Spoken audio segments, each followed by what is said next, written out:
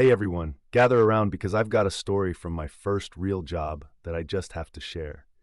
It's a classic tale of corporate absurdity, toxic workplaces, and a little bit of sweet revenge. So let me take you back to when I graduated and jumped into my first job. You see, I found myself working at a company that was frankly a nightmare. I lasted a year, but if I had to go back to that environment today, I'd hand in my resignation within a week.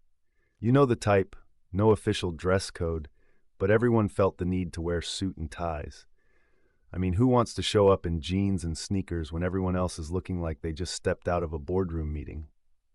Then, a new guy came onto our team. He was an IT developer, skilled, professional, and honestly, a pretty cool dude. But for some inexplicable reason, someone high up had it out for him because he didn't wear a tie, unlike a few of us who were stuck in our formal attire. So our manager, being the stickler he was, asked this guy to start wearing one. Now this new guy had been with us for a couple of months. He'd shared with me how toxic the environment was and how he had one foot out the door, ready to score his dream job with a better company. So when he complied with the tie-wearing request, he didn't just grab any old tie. No, he went full-on rebel. Picture this: a bright, flashy yellow tie adorned with a giant comic character. He strutted into the office that day, smug as ever, and made it a point to greet every single employee. I mean, he visited every closed office, ensuring everyone caught a glimpse of his elegance. I couldn't help but chuckle because the guy was clearly making a statement. After that day, he never wore a tie to work again. But here's where things took a turn. He finally landed that dream job and decided to resign. You'd think he could ride off into the sunset, right? Not quite. Someone reminded him that he had undergone a training program that the company had paid for. And because he resigned less than a year after that, he was contractually obligated to pay it back. Talk about a plot twist. So there he was, stuck in a dilemma. Should he pay the hefty fee or challenge it? Just when he was mulling over his options, another manager, who wasn't even ours but had a significant influence, approached him with a proposal. This manager had a confidential project and was looking for someone to adapt a piece of software.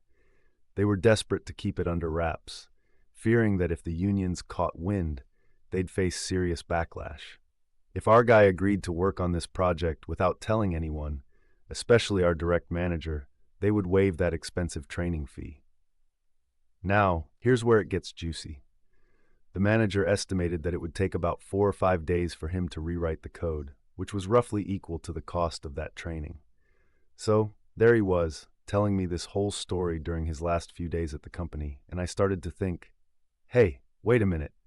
I know that app. There's really not much that needs to change. With that trademark smug smile of his, he replied, yep. As I thought a little more, it hit me. There wasn't even a line of code to change. All he had to do was flip one flag in a table for some records. Literally a 10-minute job. Suddenly it all clicked into place. Well done, you bastard, I said, half laughing. You just screwed them over. And just like that, he got to enjoy the last laugh. Not only did he walk away from that toxic workplace, but he also got to keep his money, all thanks to a ridiculous yellow tie and a little bit of clever thinking. Life has a funny way of delivering justice, doesn't it? So, what do you think? Have you ever faced a situation where you had to outsmart a toxic workplace? I want to hear your stories, so drop a comment below.